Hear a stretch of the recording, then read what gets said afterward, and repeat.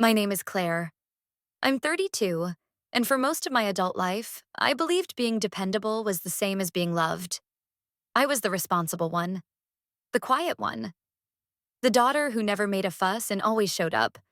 Holidays, repairs, emergencies, late night phone calls. While my sister chased whatever came next, I stayed. I helped. I gave. I paid for their mortgage, fixed their water heater, drove across the state to retrieve their missing car. Not because I was asked, because that's what I thought family meant. Then one Thanksgiving, I found the will. And that's when I realized I wasn't part of the legacy. I was just holding it up. This isn't a story about money. It's a story about being erased by the people you thought would never forget you. If this story echoes something you've felt, something you've lived through in silence, don't scroll past. Leave a comment. Share your truth. Because here, we don't gaslight ourselves into forgiveness. Here, we name what hurt us. And if you believe the quietest daughters deserve to be heard the loudest, subscribe. You belong in this space. You're not alone anymore. The Thanksgiving air outside was brisk, sharp enough to sting the inside of my nose. Inside, the warmth was almost suffocating. Artificial, like the fake fireplace crackling on the flat-screen TV in the living room. The scent of cinnamon pine cones and rosemary turkey filled the house, but none of it smelled like home. I walked in holding Mom's favorite apple pie, baked exactly the way she liked it. Tart Granny Smith's, flaky crust, no added sugar. She didn't look up. "Oh, Claire," she said flatly, smoothing the table runner. "Just leave it on the counter." I bit down a sigh and set the pie beside a tray of deviled eggs. Lindsay was already there, perched on the armrest of the couch like a teenager, even though she was 29 and hadn't held a steady job in 5 years.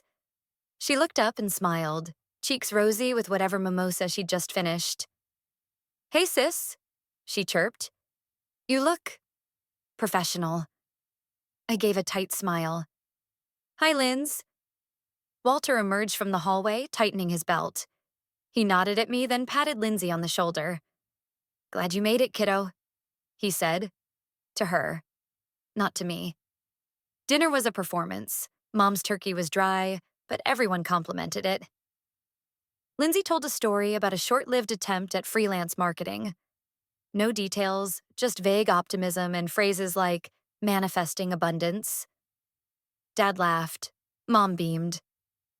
I chewed my green beans and remembered 5 years ago when I canceled a fully paid trip to New York because Dad had gone into emergency surgery. I maxed out a credit card to cover the deductible. No one brought it up? Ever. "So," Mom said, slicing into the pie I brought without acknowledgement, "Lindsay's thinking of applying for a certification course. Something with online coaching." "Oh, that's wonderful," Dad said, finally taking initiative. Lindsay shrugged, blushing. "It's not like official yet." I poured myself a second glass of wine. After dinner, while Lindsay retreated to the guest room, to call a friend, Dad tapped my shoulder. "Can you help me in the study? Just sorting through some files. Boring stuff." I followed him down the hall, stepping over a box labeled X-Mass Lights, still unopened from last year. The study was dim, the overhead bulb humming faintly. Dad gestured to a stack of folders on the desk and left, muttering something about checking the garage. I sat. The folders were mostly receipts and tax forms until I saw the envelope. Cream-colored, thick, with revised will and estate plan typed neatly across the front. My hand hovered over it. I wasn't snooping. He had asked me to help, right? I opened it. First page, executor information. Second page, a summary of assets. Third page, there it was. Every line of inheritance. The Silver Hollow house, the joint savings account, the insurance policies, allocated to Lindsay Bennett. Not split between daughters, not divided among heirs, just Lindsay. One line near the bottom. With love and gratitude to both daughters. My pulse thudded in my ears. I read the page again, then again. Claire Bennett, absent from the real things, present in sentiment only. My fingerprints were on every surface of this house. I'd painted the deck last summer, replaced the kitchen faucet when it broke, transferred funds when Mom's medical bills got denied. No questions asked, no complaints. But here, in the one place it mattered, I'd been reduced to a footnote. The furnace kicked on with a click, and I flinched. The room suddenly felt too small, too silent. I whispered to myself, barely audible over the buzz of betrayal that was starting to bloom in my chest. I paid for this house, and I just got erased from it. It wasn't about the money. It was about the erasure, and how casual they made it look. Rain tapped the window like a steady accusation. I sat on the edge of my old twin bed, now pushed against a wall cluttered with boxes labeled holiday decor and dad's tools. My childhood bedroom had become a storage space, a place for things too sentimental to toss, but not important enough to keep close. The irony didn't escape me. The envelope was still in my bag, its sharp edges pressing into my thoughts like thorns. I stared at the ceiling, peeling just slightly above the vent, and wondered how long I'd confused duty with affection. You're strong, Claire. You don't need anything. I'd believe them. Every time they said it, it felt like praise.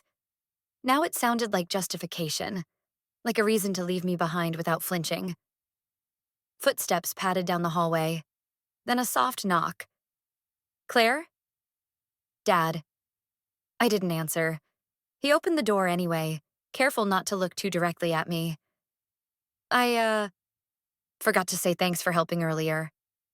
I met his gaze. Did you mean for me to see the envelope? He shifted his weight. It was just with the other files. Nothing was hidden. That's not what I asked. He ran a hand through his thinning hair and looked away. You're doing fine, Claire. You don't need... That's not the point. He nodded like he understood, but I could tell he didn't. He never had. When he left, the cold crept in behind him. I pulled a blanket over my lap and stared at the darkened hallway. A minute later, Mom appeared at the door, holding a mug of something herbal. Chamomile, she offered. I didn't take it. She lingered, looking at the boxes stacked around me. This used to be such a cozy room. I raised an eyebrow. She cleared her throat. Claire, we thought you'd understand. You're doing so well. You live in the city, you have your career, your condo. Lindsay's still figuring things out. By letting me disappear from your will? We're not erasing you, she said softly. We just thought she needed it more. And I don't need anything. Right. My voice cracked, but I didn't let it shake. Marianne's smile faltered, and she left the mug on the nightstand before walking away without another word. My phone buzzed. Lindsay. You okay? Lindsay. Mom says you're acting weird. Lindsay. You know I can't afford the mortgage, right? 3 texts, not one apology, not one question about how I felt. I stared at the blinking cursor in the message box. My thumbs hovered above the screen. I could say something. Unleash it all. Instead, I closed the thread and opened another. Claire, I need your help, but don't ask questions yet. I hit send. Jenna replied in under a minute. Jenna, say when. I placed the phone down and stared at the ceiling again. The sound of rain had shifted. Heavier now. Angrier. Downstairs, a loud pop echoed from the pipes. Then Mom's voice, just loud enough to carry up the stairwell. The water heater's gone again. Silence. Then footsteps. Hers, coming toward the stairs. She stopped outside my door. Claire? She called out. Could you take a look at the heater tomorrow before you leave? It's probably just the pilot light again. I didn't answer. A moment passed. Then her voice, thinner. But you always do. I stood, walked to my bag, pulled out a folder. Blank. I slid a label into its spine and pressed it into place with steady fingers. Proof. I stared at it for a moment, then reached for my phone again. The message to Lindsay was still open. I deleted it. When the family mule stops walking, the ones riding it call her selfish. I sat at my kitchen table, laptop open, empty coffee mug beside me, and a sharp, silent rage curled in my chest like smoke refusing to disperse. Outside, Portland was soaked in its usual December gloom. Strings of twinkling lights lined windows and door frames along my street, but they looked more like warnings than cheer. Tiny reminders that this was the season of giving, and I had apparently stopped complying. My phone buzzed for the third time that morning. I didn't need to check the screen. Voicemail again. I hit play on speaker without even lifting the phone. "Hi, sweetheart," Mom's voice crackled through. "Just letting you know the electric bill's a little behind. I'm sure it's just a fluke, but the notice looked urgent. Anyway, love you." No mention of Thanksgiving. No mention of the will. Just a casual request, coated in guilt and sprinkled with faux warmth. I hit delete.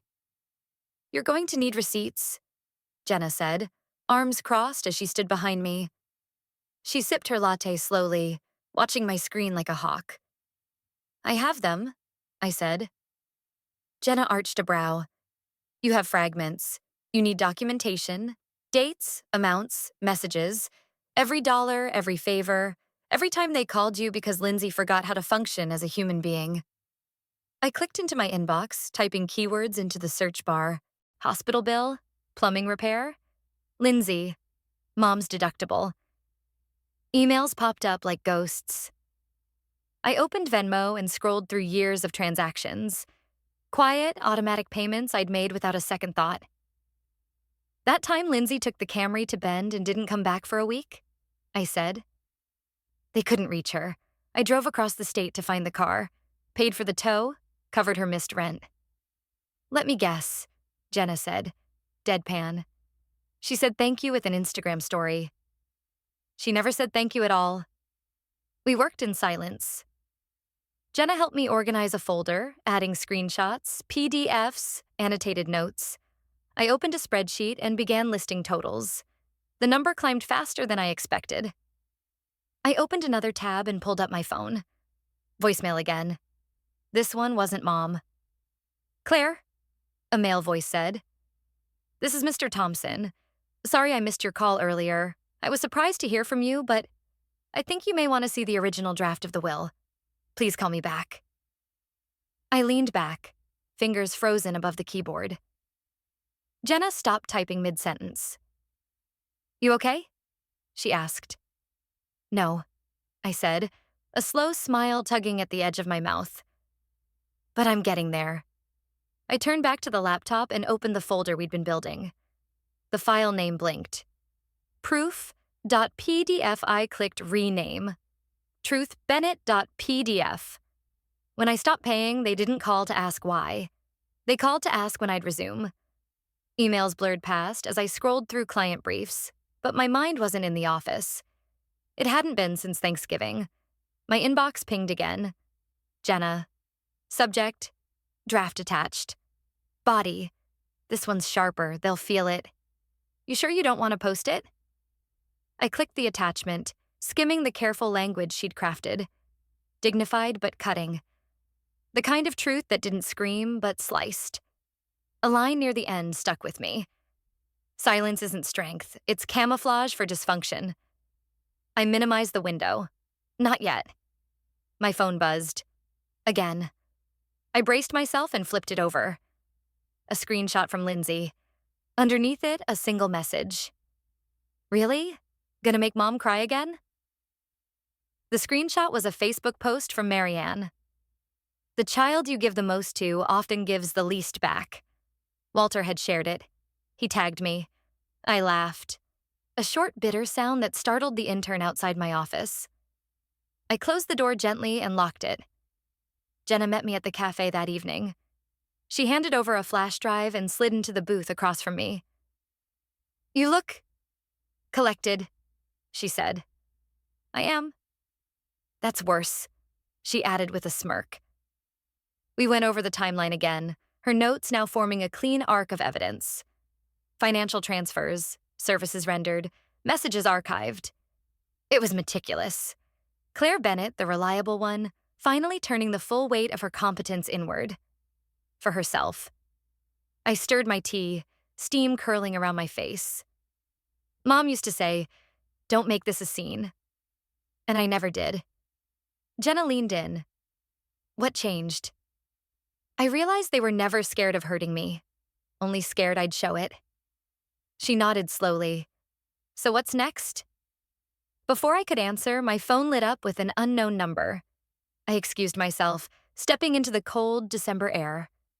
Hello? Claire? The voice was cautious, male. Mr. Thompson? Yes, Thank you for meeting me the other day. I went through my records after you left. Your name was definitely on the original draft of the will. You were listed as joint beneficiary. That draft was notarized, but never filed. I blinked. So they rewrote it and never told me. Exactly. They weren't legally obligated to, but ethically... He didn't finish. He didn't need to. Back inside, I sat down across from Jenna and nodded once. We publish? She asked. Not yet, I said, sipping my tea. I want them to keep digging their own grave. We lingered there a little longer, watching families bustle past the windows with shopping bags and peppermint lattes, the illusion of joy barely clinging to them. Back home, I shed my coat, pulled the curtains, and sat on the edge of the bed. The folder on my desktop. Truth. Bennett.pdf sat quietly like a loaded weapon. My phone buzzed one more time. From Marianne. The water heater's leaking again. Please just come by. You don't even have to talk to us. I stayed silent. They built an entire story around that silence. Now I'm telling mine. The Portland Cafe was quiet except for the low hum of espresso machines and the rustle of newspapers being folded. Light rain streaked the windows, turning the view outside into a watercolor of grays in motion. Jenna sat across from me, her fingers poised over her laptop. My phone screen glowed 8:46 a.m. You sure you want to do this? She asked. I looked down at the post. It was calm. No accusations, just evidence. Screenshots, receipts, messages, annotated timelines, and Mr. Thompson's notarized statement. I had rewritten it 3 times, removed every trace of emotion, leaving only facts. I nodded. Let's publish it. She hit the button. 8:47 a.m. Post published. They say the child who needs the least gets the least. But I wonder, did they ever ask why that child needed less in the first place? The post continued with a quiet dissection of my role in the family. Paying for medical bills, home repairs, towing fees, emergencies that only I seemed capable of handling. I attached every receipt I'd saved, labeled by date, explained without bitterness. And at the bottom, a quote from Mr. Thompson, written in plain font. Claire Bennett's name was on the original will. I handled the documents myself. Her account is accurate. The cafe's Wi-Fi buzzed with life as comments began trickling in. Jenna's screen lit up. Okay, this is moving fast, she said. You've got 10 shares in 5 minutes. Comments are coming in from high school friends, your manager, even that aunt from Arizona. My phone vibrated. Lindsay. WTF are you doing, Claire? I ignored it. More comments rolled in. Aunt Naomi. I always wondered why Claire stopped coming to Christmas. Now I know. Kyle R. From college. Proof speaks volumes. You don't owe them silence anymore. HR Karen. Sending this to my sister. Same story, different house. Jenna scrolled further. Oh, wow. Someone dug up Lindsay's public Venmo. She just transferred $6,000 labeled loan repayment. I didn't react. Then came the comment that hit like a match to gasoline. At Truth Guy 44. So they erased the one who built the roof, just to save the one who burned it. It exploded. Within 20 minutes, the post had crossed 2,000 shares. The truth moved like water breaching a dam. Quiet at first, then undeniable. Lindsay finally messaged again. Lindsay? Happy now? You've turned everyone against us. I watched the typing dots blink, then stop. No follow-up, no apology. I typed slowly, deliberately. Claire, no, you did that yourselves. They came to my door with tears and apologies. I came with silence and a locked chain. The lobby intercom buzzed like a distant insect. I looked up from the book in my lap, recognizing the number before the front desk even spoke. Miss Bennett, the concierge said, there are 3 visitors asking for you. A woman says she's your mother. I didn't reply right away. Outside, snow had started to fall. Light, powdered sugar snow that made everything look softer than it really was. The Christmas lights lining the apartment across the street blinked lazily, as if tired of trying to be festive. I'll be down, I said. The elevator ride was quiet. I adjusted the chain around my neck, the silver key pendant Jenna had gifted me last week. Your new key to peace, she'd called it. The lobby was mostly empty, except for the 3 of them standing near the glass doors. Marianne's coat was thin for December. Her mascara had begun to smudge. Walter stood next to her with that familiar vacancy, as if he'd let his wife and daughter do all the emotional heavy lifting for decades. And Lindsay, arms folded, eyes rolling, looked like someone dragged to a dentist appointment. I walked to the door and pressed the button to unlock the outer entry. They stepped in.